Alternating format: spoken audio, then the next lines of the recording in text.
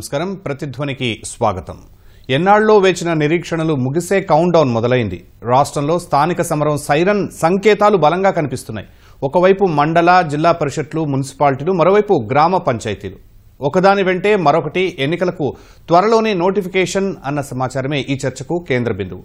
సంబంధిత సన్నాహాలు పూర్తి చేయాలని క్షేత్రస్థాయి అధికారులకు ఆదేశాలు వెళుతున్నాయి. పైగా ఎంపీటీసీ, జెడ్పీటీసీలకు సంబంధించి సెప్టెంబర్ నెలాఖరులోపు పూర్తి చేయాలంటూ హైకోర్టు డెడ్ లైన్ కు ఇంకా కొద్ది సమయమే మిగిలి ఉంది. ఈ నేపథ్యంలోనే ఇటు వ్యవస్థాగత ఏర్పాట్ల పరంగా, అటు రాజకీయ ప్రతివ్యూహాల పరంగా హడావిడి మొదలైంది. మరి ఈ లోకల్ రేస్లో కాంగ్రెస్, బీఆర్ఎస్, బీజేపీ ఏ పార్టీ ఎక్కడుంది, ఎవరి వ్యూహం ఏమిటి? హాట్గా మారిన ఇదే లోకల్ పొలిటికల్ హీట్ పై నేటి ప్రతిధ్వని. చర్చలో పాల్గొంటున్నవారు డాక్టర్ అంకం జయప్రకాష్ గారు, రాజకీయ సామాజిక విశ్లేషకులు, కామారెడ్డి నుంచి; ప్రొఫెసర్ ధర్మానాయక్ గారు, రాజకీయ విశ్లేషకులు, హైదరాబాద్ నుంచి; డాక్టర్ తిరునహరి శేషు గారు, కేయూ అధ్యాపకులు, వరంగల్ నుంచి. ముందుగా జయప్రకాష్ గారు, రాష్ట్రంలో త్వరలోనే రానున్న స్థానిక సంస్థల ఎన్నికల ప్రాధాన్యత ఏమిటి? ఎంపీటీసీ, జెడ్పీటీసీ, మున్సిపాలిటీలు, పంచాయతీలు ఇవన్నీ ఒకదాని వెంటే మరోటి రానున్నాయా? యాక్చువల్లీ ఇప్పటికే 1 year లేట్ అయిపోయింది అనుకుంటాను. ఎందుకంటే 2024లో జరగాల్సినటువంటి ఈ స్థానిక సంస్థల ఎన్నికలు దాదాపుగా 1 year అయితే లేట్ అయ్యి పెండింగ్ లో పడిపోయాయి. సో గ్రామ స్థాయి నుంచి మొదలుకుంటే పట్టణ స్థాయి వరకు, నగర స్థాయి వరకు కూడా మున్సిపాలిటీ అందరూ కూడా ఎప్పుడెప్పుడు ఈ ఎలక్షన్స్ జరుగుతాయా, ఎప్పుడెప్పుడు పోటీలో ఉందామన్నట్టుగా ఎదురు చూస్తున్నారు చాలా మంది. సో అదే విధంగా ప్రజాప్రతినిధులతో పాటు ప్రజలు కూడా ఎదురు చూస్తున్నారు. అయితే ఇప్పుడు జరిగే విషయం ఏంటంటే, అసలు నిజానికి 2019లో కూడా గతంలో జరిగినప్పుడు ఎన్నికలు కూడా సో ఏదైనా వరుసగా జరుగుతాయి. ఎందుకంటే గ్రామ సర్పంచుల ఎన్నికల నుంచి మొదలుకుంటే ఎంపీటీసీ, జెడ్పీటీసీ ఇవన్నీ కూడా వరుసగా జరుగుతూ ఉంటాయి. సో ఇప్పుడు మరి గవర్నమెంట్ ఏం చేస్తుందో తెలియట్లేదు. ఎందుకంటే ఒకేసారి 3 నిర్వహిస్తుందా, లేకపోతే 1 by 1 నిర్వహిస్తుందా అనేది చూడాలి. ఎందుకంటే గతంలో ఒకేసారి నిర్వహించాలని ఆలోచన వచ్చింది, అయినా కూడా 1 by 1 నిర్వహించేసి సక్సెస్ఫుల్ గా నిర్వహించారు గతంలో 2019లో. సో ఇప్పుడు కూడా ప్రభుత్వం కూడా 1 by 1 నిర్వహించవచ్చు. ముందుగా గ్రామ సర్పంచుల ఎన్నికలు నిర్వహించి, ఆ తర్వాత పట్టణ మున్సిపాలిటీ ఎన్నికలు నిర్వహించడానికి ముందుకు వెళ్ళొచ్చు. ఆ తర్వాత వివిధ పార్టీలు కూడా ఈ నేపథ్యంలో సన్నాహకాలు జరుపుతున్నాయి. ఎందుకంటే 1 year నుంచి ఎవరి గ్రౌండ్ వర్క్ లో వారు ఉన్నారు. ఎందుకంటే ఇప్పుడు ప్రధాన పార్టీలు అయినటువంటి కాంగ్రెస్, బీఆర్ఎస్, బీజేపీ వీళ్ళందరూ కూడా ఎవరి అంచనాలకు మించి ఎవరి అంచనాల్లో వాళ్ళు ఉన్నారు. కాబట్టి సో ఈసారి ఎన్నిక చాలా రసవత్తరంగా జరగచ్చు. ఎందుకంటే దీని మీద చాలా ఎక్స్పెక్టేషన్స్ ఉన్నాయి. అంటే అనుకున్నంత ఈజీ కాదు. ఎందుకంటే గ్రామ సర్పంచ్ ఎన్నికలు కూడా ప్రభుత్వానికి అనుకూలంగా ఉంటాయా లేదా ప్రతిపక్షాలకు అనుకూలంటాయా అనేది ఇప్పుడు మనకు తెలుస్తుంది. ఎందుకంటే చాలా మటుకు ఎన్నో రకాల మార్పులు వచ్చేసాయి ఈ 20 నెలల్లోనే. ప్రభుత్వం కూడా చాలా ఈగర్ గా వెయిట్ చేస్తుంది. ఎందుకంటే ఎలక్షన్ నిర్వహిస్తే మాకు పడతాయా ఓట్లు, లేదా మాకు వస్తారా ప్రజాప్రతినిధి అనేది కూడా ప్రభుత్వం కూడా చూస్తున్నది. అదేవిధంగా గత ఎన్నికల్లో దెబ్బతిన్నటువంటి బీఆర్ఎస్ కూడా ఈసారి ముందంజకు రావడం చూస్తున్నది. ఇక బీజేపీ సంగతి చూస్తే బీజేపీ వాళ్ళు కూడా ఇప్పుడు మన తెలంగాణలో ఎంతో కొంత పాగా వేసినట్టే ఉన్నారు. కాబట్టి వాళ్ళు కూడా ఈసారి తమ యొక్క పరీక్ష ఏదైతే ఉంటుందో వాళ్ళు గ్రామ స్థాయిలో కూడా చూసుకుందామని అనుకుంటున్నారు. ఎందుకంటే బీజేపీకి పట్టణ స్థాయిలో మంచి మెరుగైనటువంటి బలమే ఉంది. సో గ్రామ స్థాయిలో కూడా తమ బల పరీక్ష కోసం వాళ్ళు ముందుకు వచ్చే అవకాశం ఉంది. సో ఈ రకంగా బీజేపీ ముందుకు వెళ్ళొచ్చు. ఇక బీఆర్ఎస్ కి ఇప్పుడు అత్యంత కఠిన పరిస్థితి ఉంది. ఎందుకంటే వాళ్ళ అధికారం లేకపోవడం ఒకటి, ఇదే విధంగా ఇప్పుడు రకరకాల స్కామ్లు కూడా వాళ్ళ మీద రావడం ఒకటి. సో ఈ నేపథ్యంలో వాళ్ళు ఏ రకంగా ముందుకు వెళ్తారనేది కూడా చాలా ఆసక్తిగా ఉంది. ఇక ప్రధాన పార్టీ అయినటువంటి కాంగ్రెస్ వాళ్ళ దృష్టి కూడా, ఎందుకంటే అధికారంలో ఉన్నారు కాబట్టి ఇలా 1 side వాళ్ళకు కొంచెం మొగ్గు చూపొచ్చు ఈ లెక్కను. సో అయినా కూడా ఎవరిని కూడా తక్కువ అంచనా వేయడానికి లేదు. కాబట్టి 3 ప్రధాన పక్షాలు ముందు ఉన్నాయి. వాటితో పాటు కొన్ని జిల్లాల్లో నల్గొండ లాంటి, వరంగల్, నల్గొండ, ఖమ్మం లాంటి జిల్లాలలో, సో పాత జిల్లాలలో కమ్యూనిస్టులు కూడా పాగా వేసే అవకాశం కూడా ఉంది. చూద్దాం ఎలా జరుగుతుందో. ఓకే, ధర్మనాయక్ గారు, అసెంబ్లీ ఎన్నికలకు దాదాపు 20 నెలల తర్వాత 3 పార్టీలు నేరుగా ప్రజాక్షేత్రంలో తలపడబోతున్న ఎన్నికలు ఇవి. ఈ స్థానిక సమరాన్ని ఒక రెఫరెండం అనుకోవచ్చా? మనం కాంగ్రెస్ పార్టీ వాళ్ళు రెఫరెండం అంటే రెఫరెండం అనుకోవచ్చు, లేకుంటే ప్రతిపక్షం వాళ్ళు చెప్పిన కాంగ్రెస్ పార్టీ రెఫరెండం తీసుకోవాలంటే తీసుకుని అనొచ్చు.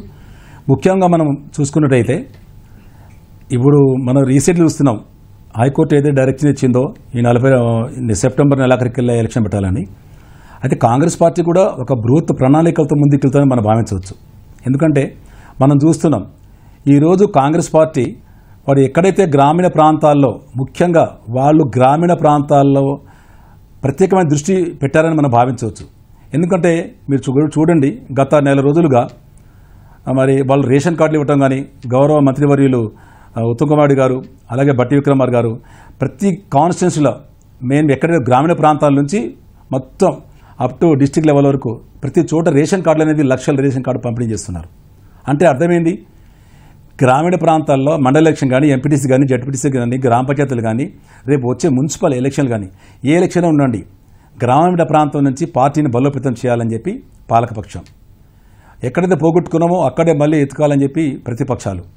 మనం చూసినట్టయితే ఇప్పుడు ఇందాక జయప్రకాష్ గారు చెప్పినట్టు ఇప్పుడు గ్రామీణ ప్రాంతాలే గ్రామ పంచాయతీలే పట్టుకొమ్మలు అని చెప్పి మనం అనుకుంటాం. రాజకీయ నాయకులు ఇప్పుడు మాట్లాడుతుంటారు. గ్రామ స్థాయి నుంచి పార్టీని బలోపేతం చేస్తేనే గ్రామ స్థాయి నుంచి మండల స్థాయి నుంచి మున్సిపాలిటీ నుంచి రేపు జిహెచ్ఎంసీ ఎలక్షన్ కూడా వస్తుంది.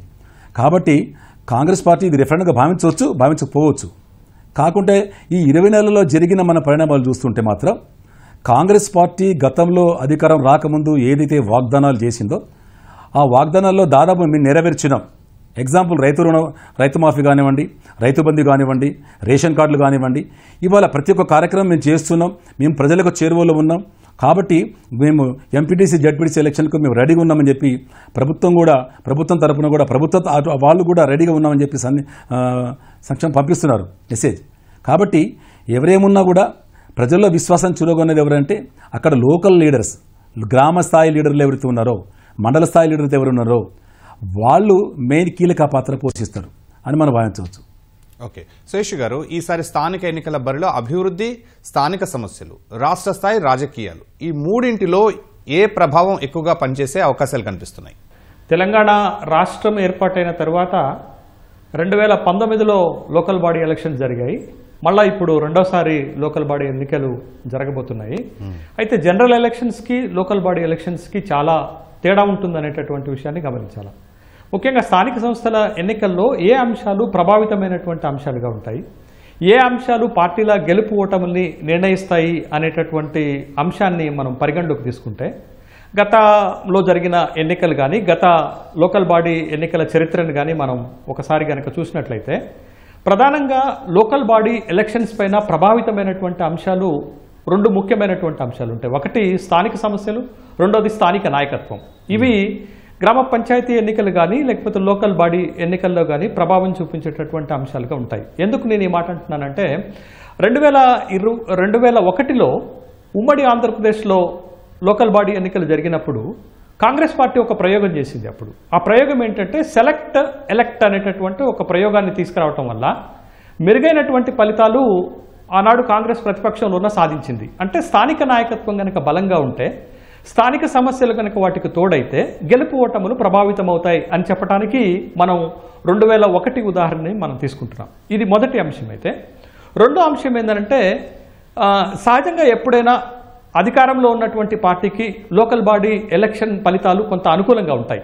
ఎందుకు అనుకూలంగా ఉంటాయంటే ఆ ప్రభుత్వము, రాష్ట్ర ప్రభుత్వము అవలంబిస్తున్నటువంటి, అమలు చేస్తున్నటువంటి సంక్షేమ పథకాలు, అభివృద్ధి కార్యక్రమాలు ఇవి కూడా స్థానిక సంస్థల ఎన్నికల్ని ప్రభావితం చేస్తాయి. అయితే కాంగ్రెస్ ప్రభుత్వం వచ్చి ఇప్పుడు 20 నెలలు అవుతుంది కాబట్టి అభివృద్ధి అనేటటువంటి అంశం ప్రభావం చూపించకపోయినా సంక్షేమ పథకాలు అనేటటువంటి విషయం స్థానిక సంస్థల ఎన్నికల్లో ఒక అజెండాగా మారుతుంది. అది ఓటర్లపైన కొంత ప్రభావం చూపించేటటువంటి అంశం ఉంటుంది. ఉదాహరణకు కాంగ్రెస్ పార్టీ అమలు చేస్తున్నటువంటి, ప్రతిష్టాత్మకంగా అమలు చేస్తున్నటువంటి సన్నబియ్యం పథకం కావచ్చు, లేకపోతే ఫ్రీ బస్ కావచ్చు, కొత్తగా ఇస్తున్నటువంటి రేషన్ కార్డులు కావచ్చు, వ్యవసాయ రంగానికి సంబంధించి రైతు రుణమాఫీ కావచ్చు, రైతు భరోసా లాంటి ఈ పథకాలపైన కాంగ్రెస్ ప్రభుత్వం ఇది ప్రభావం పడుతుంది, జయాపజయాలనేది ప్రభావితం చేస్తుంది అనేటటువంటి అంశాన్ని మనకు కనపడుతుంది. అంటే స్థానిక సంస్థల ఎన్నికల ఫలితాలను ఆ ప్రభుత్వం అమలు చేస్తున్నటువంటి సంక్షేమ పథకాలు ఫలితాలని ప్రభావితం చేస్తాయి అనేటటువంటి విషయాన్ని మనం గమనించాలి. ఇక మూడో అంశం ఏంటంటే రాష్ట్ర రాజకీయాలు, దేశ రాజకీయాలు. బహుశా స్థానిక సంస్థల ఎన్నికలపైన రాష్ట్ర రాజకీయాల ప్రభావం కానీ, దేశ రాజకీయాల ప్రభావం కానీ పెద్దగా పడదు. దానికి ఉదాహరణలు ఏంటి అని అంటే రాష్ట్ర రాజకీయాలకు వచ్చేసరికి కాంగ్రెస్ పార్టీకి కొంత రాష్ట్రంలో ఎడ్జ్ ఉన్నట్టుగా మనకు కనపడితే గత ఎన్నికల్లో, ముఖ్యంగా 2024, 2023 శాసనసభ ఎన్నికల్లో, 2024 లోక్సభ ఎన్నికల్లో, 23 ఎన్నికల్లో కాంగ్రెస్ పార్టీకి అనుకూలమైనటువంటి ఫలితాలు వచ్చాయి. అంటే రాష్ట్ర రాజకీయాల ప్రభావితం. తర్వాత 2024 లోక్సభ ఎన్నికలకు వచ్చేసరికి బీజేపీకి కొంత అనుకూలమైనటువంటి ఫలితాలు వచ్చాయి. అంటే కేంద్ర రాజకీయాలు, దేశ రాజకీయాల ప్రభావం. కాబట్టి దేశ రాజకీయాలు కానీ, రాష్ట్ర రాజకీయాలు కానీ వాటి ప్రభావము స్థానిక సంస్థల ఎన్నికలపైన చాలా తక్కువగా పడుతుంది. కాబట్టి స్థానిక సంస్థల ఎన్నికలను ప్రభావితం చేసేటటువంటి ప్రధానమైనటువంటి అంశాలుగా ఒకటి స్థానిక సమస్యలు, రెండోది స్థానిక నాయకత్వం, మూడోది ఆయా రాష్ట్ర ప్రభుత్వాలు అమలు చేస్తున్నటువంటి సంక్షేమ పథకాలు. ఈ 3 ఫ్యాక్టర్స్ స్థానికంగా ఉన్నటువంటి ఓటర్స్ని ప్రభావితం చేస్తాయి. కాబట్టి కొంత స్థానికంగా అధికారంలో ఉన్నటువంటి రాష్ట్రంలో అధికారంలో ఉన్నటువంటి పార్టీకి లోకల్ బాడీ ఎన్నికలు అనుకూలమైనటువంటి ఫలితాలు వస్తున్నటువంటి సందర్భం దేశవ్యాప్తంగా చూస్తున్నాం. అనేక సందర్భాల్లో కూడా చూసాం. ఏవో కొన్ని ప్రత్యేకమైనటువంటి పరిస్థితులలో తప్ప ఈ విధమైనటువంటి ఫలితాలే వస్తాయి. కాబట్టి స్థానిక సంస్థల ఎన్నికలను ఈ 3 అంశాలే ప్రభావితం చేస్తాయనేటటువంటి అంశాన్ని మనం గమనించాలి. ఓకే అండి. జయప్రకాష్ గారు, స్థానిక రాజకీయాలకు హైదరాబాద్ కేంద్రంగా మనం చూసే పరిణామాలకు చాలా తేడా ఉంటుంది. ఈ విషయంలో ప్రధాన పార్టీల గ్రౌండ్ లెవెల్ పరిస్థితులు ఎలా ఉన్నాయి?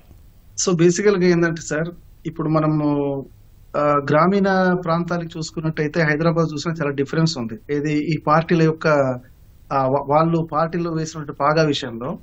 సో ఇప్పుడు గ్రామీణ స్థాయిలలో ఈ సర్పంచ్ ఎన్నికలలో దాదాపుగా మోస్ట్ ప్రాబబ్లీ కాంగ్రెస్ బీఆర్ఎస్ మధ్య మంచి పోటీ ఉండొచ్చు, ఒక పాయింట్. సో పట్టణ స్థాయికి వచ్చేసరికి మనకు బీజేపీ పట్టణ స్థాయిలో ఒక మంచి పాగా వేసింది.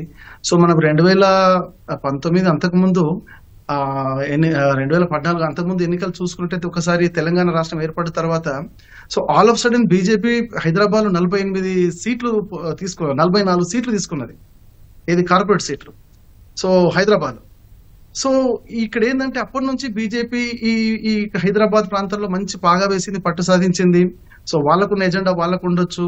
అదే విధంగా నరేంద్ర మోడీ నాయకత్వం కావచ్చు, లేదా ఇక్కడ స్థానిక నాయకత్వం కావచ్చు, బీజేపీ అయితే మంచి పాగా వేసింది.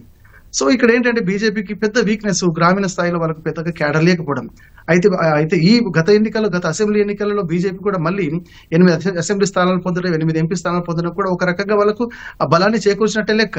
అయితే గ్రామీణ స్థాయిలో సర్పంచ్ స్థాయిలో ఒక సామాన్య జనానికి బీజేపీ తన యొక్క భావజాలాన్ని ఎంతవరకు చొప్పించింది అనేది చూడాలి. సో పట్టణ స్థాయిలో పెద్ద బీజేపీ డోకా ఉండకపోవచ్చు, వాళ్ళు కూడా టగ్ ఆఫ్ పోటీ ఇవ్వచ్చు.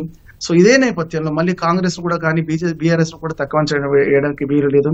ఎందుకంటే ఇప్పుడు ప్రధానంగా 3 పార్టీలు తెలంగాణలో ఉన్నాయి కాబట్టి ఈ 3 ముఖ్యంగా అధికారంలో ఉన్నటువంటి కాంగ్రెస్, సో వీళ్ళు కూడా ఇప్పుడు హైదరాబాద్ లో ఖచ్చితంగా మళ్ళీ పాగా వేయడానికి ప్రయత్నం చేస్తుంటారు, అధికారులు చేపట్టే ప్రయత్నం చేస్తుంటారు. సో ఈ నేపథ్యంలో బీఆర్ఎస్ వాళ్ళ యొక్క పరిస్థితి ఎలా ఉందంటే వాళ్ళు ఎక్కడ కోల్పోయారో అక్కడ వెతుక్కోవాలనే పరిస్థితులు వాళ్ళు ఉన్నారు. కాబట్టి ఎలక్షన్స్ వాళ్ళకి అత్యంత కీలకంగా అయ్యే పరిస్థితి. ఎందుకంటే బీఆర్ఎస్ మీద ఇప్పుడు వస్తున్న అలిగేషన్స్ ని అలిగేషన్స్ అన్నిటి కూడా వాళ్ళు దాటాలి అంటే డెఫినెట్లీ స్థానిక సంస్థల వాళ్ళకి మంచి పట్టు సాధించాలి, విజయం సాధించాలి. ముఖ్యంగా హైదరాబాద్ లాంటి పట్టణంలో డెఫినెట్లీ కూడా వాళ్ళ యొక్క పట్టును సాధించాల్సిన అవసరం ఎంతైనా ఉంది. కాబట్టి ఈ దిశగా ఈ 3 పార్టీలు ఖచ్చితంగా టగ్ ఆఫ్ వార్ లాగా నడుస్తూ ఉంటాయి. ఖచ్చితంగా 3 పోటీలో ఉంటాయని మనం చెప్పొచ్చు. ఓకే, ధర్మానాయక్ గారు, అధికార కాంగ్రెస్ ను చూస్తే 20 నెలలుగా చేసిన సంక్షేమం, అభివృద్ధి, బీసీలకు 42% రిజర్వేషన్లే ఆయుధాలుగా ముందుకు వెళ్తున్నట్లు కనిపిస్తోంది. ఆ అస్త్రాలు పనిచేస్తాయా? ఎస్ అండి. ఇప్పుడు ప్రభుత్వం తప్పకుండా కాంగ్రెస్ పార్టీకి ఏవైతే సంక్షేమ కార్యక్రమాలు ప్లస్ ఇది మీరు అన్నట్టు బీసీకి 42% రిజర్వేషన్ ఇది తప్పకుండా ప్రభావితం చేస్తానని అనుకుంటున్నా. ఎందుకంటే మనం చూసినట్టయితే ఇవాళ ఈ గ్రామ పంచాయతీ ఎలక్షన్లో ముఖ్యంగా గ్రామ స్థాయి లీడర్ ఎవరైతే ఉంటారో, ఇప్పుడు మండల స్థాయి లీడర్ గ్రామ పంచాయతీ అధ్యక్షులు కానీ స్థానిక శాసనసభ్యుల వారి మీద చాలా డిపెండ్ అయి ఉంటుంది. ఎందుకంటే ఇప్పుడు గ్రామ సర్పంచ్ సెలక్షన్ చేసేది మండల స్థాయి నాయకులు, గ్రామ సర్పంచ్ అధ్యక్షులు వాళ్ళు కలిసి ఒక గ్రామ సర్పంచ్ ఎలక్షన్లలో ఆ గ్రామ సర్పంచ్కు మనం ఒక దృష్టి పెట్టాలండి. మెయిన్ వార్డు మెంబర్స్ ఉంటారు. ఒక్కొక్క గ్రామ పంచాయతీలో మినిమం 10 to 20 వార్డులు ఉంటాయి. ఆ 20 వార్డుల పరిధిలోని ఎలక్షన్లు ఆటోమేటిక్గా పాలకపక్షానికే పడతాయి. ఇప్పుడు మీరు చెప్పినట్టు ఇప్పుడు మనం ముఖ్యంగా ఆలోచించాల్సి ఏంటంటే ఈ రిజర్వేషన్ ఎంతవరకు అమలు పరుస్తారు. ఈ స్థానిక సంస్థల్లో రిజర్వేషన్ 42% కనుక కాంగ్రెస్ పార్టీ అమలుపరిచి ముందు పోయినట్టయితే కాంగ్రెస్కు అనుకూలంగా 100% దాదాపు పాజిటివ్ ఉంటుంది. మనం అది 100% భావించవచ్చు. అలాగే ఇప్పుడు మనం అనుకున్నట్టు బీఆర్ఎస్ పార్టీ పరిస్థితి చూసినట్టయితే వాళ్ళకు కూడా గ్రామీణ ప్రాంతాల్లో కొంచెం పట్టు ఉంది. అలాగే పట్టణ ప్రాంతాల్లో బీజేపీకి కొంచెం ప్రజల్లో మంచి పట్టు ఉంది. ఏ విధంగా చూసినా కూడా పాలక పక్షానికి గ్రామ స్థాయిలో కానీ, మండల స్థాయిలో కానీ, పట్టణ స్థాయిలో కానీ వాళ్ళకు అనుకూలంగా ఉంది. దీన్ని బట్టి మనం అర్థమైంది ఏంటంటే పాలకపక్షం ఏ విధంగా ముందుకు పోతున్నది మనం ప్రతిరోజు గమనించేటైతే ఇవాళ చాలా వరకు ఈ ఎలక్షన్ని ముఖ్యంగా ఈ గ్రామీణ ప్రాంత ఎలక్షన్ని, మండల స్థాయి ఎలక్షన్, ఈ లోకల్ బాడీ ఎలక్షన్స్ని దృష్టిలో పెట్టుకొని కాంగ్రెస్ పార్టీ ఏ విధంగా ముందుకు పోవాలన్నది వాళ్ళ ప్రణాళికలతోటి ఇవాళ పీసీసీ అధ్యక్షుల వారైతేనేవ్వండి, ముఖ్యమంత్రి గారైతేనేవ్వండి, ఇవాళ మంత్రులు గారు అయితేండి, వాళ్ళు ప్రతి చోట పర్యటించి వాళ్ళు ముందే గ్రామస్థాయి లోకల్ బాడీ ఎలక్షన్కు సమాయత్తమవుతారని మనకు క్లియర్గా అర్థమవుతుంది. కాబట్టి బీసీ రిజర్వేషన్ 42% అమలు పరిస్తే ఆటోమేటిక్గా బీసీ క్యాడర్ మొత్తం పాలక పక్షానికి అనుకూలంగా మారుతుందండి. దాదాపు 100% మారే పరిస్థితి ఉంటుంది. ఎందుకంటే బీసీలో కూడా వాళ్ళ చైతన్యం తెస్తున్నారు. బీసీలో కూడా వాళ్ళు చాలా రాజకీయ చైతన్యం ఉంది. అలాగే ఎస్సీ ఎస్టీలో రాజకీయ చైతన్యం వచ్చి ప్రతి పార్టీ కూడా రిజర్వేషన్ విధంగా బీసీ ఎస్సీ ఎస్టీలను ఏ విధంగా వాళ్ళకి దగ్గర కావాలి, ఏ విధంగా బీసీ ఎస్సీ ఎస్టీలను జనాభాలో వాళ్ళే 85 to 90% ఉంటారు కాబట్టి ఏ విధంగా దగ్గర కావాలని చూస్తున్నారు. బీసీ ఎస్సీ ఎస్టీ ఓట్లు పట్టుకుంటే వాళ్ళు రేపు గెలుపు స్థాయిలో ముందుంటారని చెప్పి కూడా ఇవాళ మనం అర్థమవుతుంది. కాబట్టి ఈ లోకల్ బాడీ ఎలక్షన్స్ కూడా ఆయా శాసనసభ్యుల మీద 100% డిపెండ్ అయి ఉంటుంది కాబట్టి వాళ్ళే టికెట్ కన్ఫర్మ్ చేస్తారు. కాబట్టి ఇవన్నీ మనం దృష్టిలో పెట్టుకుంటే పాలక పక్షానికి ప్రతికూలంగా ఉంటుంది అని అనుకూలంగా ఉంటుందని భావిస్తున్నాం. రైట్ అండి. శేషు గారు, పోయిన పట్టు నిలబెట్టుకోవాలని బీఆర్ఎస్ ఈసారైన గ్రామాల్లో ఉనికి చాటుకోవాలని బీజేపీ ఎదురు చూస్తున్నాయి. వారి ఆశలు క్షేత్రస్థాయి పరిస్థితుల మధ్య మీ పరిశీలన ఏంటి? ఇక్కడ ఒక విషయాన్ని గమనించాలా. 2019 స్థానిక సంస్థల ఎన్నికల్లో ద్విముఖ పోటీ జరిగింది. నాటి అధికార బీఆర్ఎస్కి ప్రతిపక్ష కాంగ్రెస్కి మధ్య పోటీ జరిగితే రాబోతున్నటువంటి స్థానిక సంస్థల ఎన్నికల్లో త్రిముఖ పోటీ జరగబోతుంది. రాష్ట్రంలో అధికారంలో ఉన్నటువంటి కాంగ్రెస్ పార్టీకి, దేశంలో అధికారంలో ఉన్నటువంటి భారతీయ జనతా పార్టీకి, రాష్ట్రంలో ప్రధాన ప్రతిపక్షమైనటువంటి బీఆర్ఎస్కి మధ్య త్రిముఖ పోటీ జరిగేటటువంటి అవకాశాలు చాలా స్పష్టంగా కనపడుతున్నాయి. అయితే బీఆర్ఎస్ పరిస్థితి ఎలా ఉంది? 2023 శాసనసభ ఎన్నికల్లో ఓటమి, 2024 లోక్సభ ఎన్నికల్లో ఓటమి, తర్వాత జరిగినటువంటి ఎమ్మెల్సీ ఎన్నికల ఓటమి, వరుస ఓటమిలతోటి బీఆర్ఎస్ పార్టీ కొంత రాజకీయంగా ఇబ్బందికరమైనటువంటి పరిస్థితులు ఎదుర్కొంటుంది. కాబట్టి ఈ స్థానిక సంస్థల ఎన్నికల్లోనైనా గౌరవప్రదమైనటువంటి స్థానాల్లో గెలిచి తన ఉనికి కాపాడుకోవాలనేటటువంటి ఒక అనివార్య పరిస్థితి బీఆర్ఎస్ పార్టీకి ఎదురవుతుంది. ముఖ్యంగా మీరు చూడండి, 2019 స్థానిక సంస్థల ఎన్నికల్లో నాటి అధికార బీఆర్ఎస్ పార్టీ 7,774 గ్రామ పంచాయతీలు గెలిచింది. 12,751 గ్రామ పంచాయతీలకి 7,774 గ్రామ పంచాయతీలు గెలిచింది. అదేవిధంగా 538 జెడ్పీటీసీలకు గాను 446 జెడ్పీటీసీలు గెలిచింది. 32 జెడ్పీలను బీఆర్ఎస్ పార్టీ కైవసం చేసుకుంది. అంటే 100% స్ట్రైక్ రేట్. అంటే ఆ స్థాయి విజయాలు సాధించినటువంటి బీఆర్ఎస్ పార్టీ రేపు రాబోతున్నటువంటి స్థానిక సంస్థల ఎన్నికల్లో ఏ స్థాయిలో పెర్ఫార్మెన్స్ ఇవ్వబోతుంది, ఏ స్థాయిలో తన ఉనికిని నిలబెట్టుకోబోతుంది అనేది ఒక ప్రశ్న. ఒకవేళ బీఆర్ఎస్ పార్టీ కనుక రాబోతున్నటువంటి స్థానిక సంస్థల ఎన్నికల్లో మంచి పెర్ఫార్మెన్స్ కనుక ఇవ్వకపోతే అది ఆ పార్టీ ఉనికిని దెబ్బతీసే అవకాశం ఉంది. ఆ పార్టీ పైన రాజకీయంగా ప్రతికూల ప్రభావం పడే అవకాశం ఉంది. ఇక భారతీయ జనతా పార్టీ విషయానికి వస్తే, భారతీయ జనతా పార్టీ పైన ఉన్నటువంటి ఒక ప్రచారం ఏంటంటే భారతీయ జనతా పార్టీకి గ్రామీణ ప్రాంతాల్లో పట్టు లేదు అనేటటువంటి ఒక అభిప్రాయం తెలంగాణ రాష్ట్రంలో గత కొంతకాలంగా ఎప్పటి నుంచో వినపడుతున్నటువంటి మాట. గత 2019 స్థానిక సంస్థల ఎన్నికల్లో భారతీయ జనతా పార్టీ గెలిచిన గ్రామ పంచాయతీలు కేవలం 163, జెడ్పీటీసీలు కేవలం 8 మాత్రమే గెలిచింది. మరి ఇప్పుడు ఎన్ని గెలవబోతుంది? పెరిగినటువంటి బలం 2024 లోక్సభ ఎన్నికల నాటికి ఆ పార్టీ బలం 35% పెరిగింది. రాష్ట్ర అధికార పార్టీ కాంగ్రెస్కి ఈక్వలెంట్గా 8 లోక్సభ స్థానాలు గెలిచింది. తర్వాత జరిగినటువంటి ఎమ్మెల్సీల్లో మంచి పెర్ఫార్మెన్స్, మంచి విజయాలు సాధించింది. వాటిని కొనసాగించి తన పట్టుని గ్రామీణ ప్రాంతాల్లో కూడా నిలబెట్టుకుంటే 2028 శాసనసభ ఎన్నికల నాటికి భారతీయ జనతా పార్టీ కూడా ఒక బిగ్ ఫోర్స్గా నిలబడేటటువంటి అవకాశం ఉంది. కాబట్టి ఇది ఈ 3 పార్టీలకు రాబోతున్నటువంటి స్థానిక సంస్థల ఎన్నికలు బలపరీక్ష కాదు, ఒక అగ్ని పరీక్షగా మారబోతున్నాయి. కాబట్టి 3 పార్టీలు కూడా రాబోతున్నటువంటి స్థానిక సంస్థల ఎన్నికల్ని సీరియస్గా తీసుకుంటున్నాయి. కాంగ్రెస్ పార్టీ తన పట్టును నిలబెట్టుకోవాలనే ప్రయత్నం కాంగ్రెస్ చేస్తుంది. పోయినటువంటి పట్టుని నిలబెట్టుకునేటటువంటి ప్రయత్నం బీఆర్ఎస్ చేస్తుంది. తన గ్రాఫ్ని పెంచుకుని బలమైనటువంటి ఒక ప్రతిపక్షంగా ఎదిగేటటువంటి ప్రయత్నం బీజేపీ చేస్తుంది. కాబట్టి రాబోయే స్థానిక సంస్థల ఎన్నికలు ఈ 3 పార్టీలకు చాలా కీలకమైనటువంటి ఎన్నికలుగా మారబోతున్నాయనేటటువంటి విషయం మనకి కనపడుతుంది. ఓకే, జయప్రకాష్ గారు, సాధారణంగానే స్థానిక సంస్థలంటే అధికార పక్షానికి ఎడ్జ్ ఉంటుంది. ఇప్పుడు ఆ పరిస్థితి ఉందా?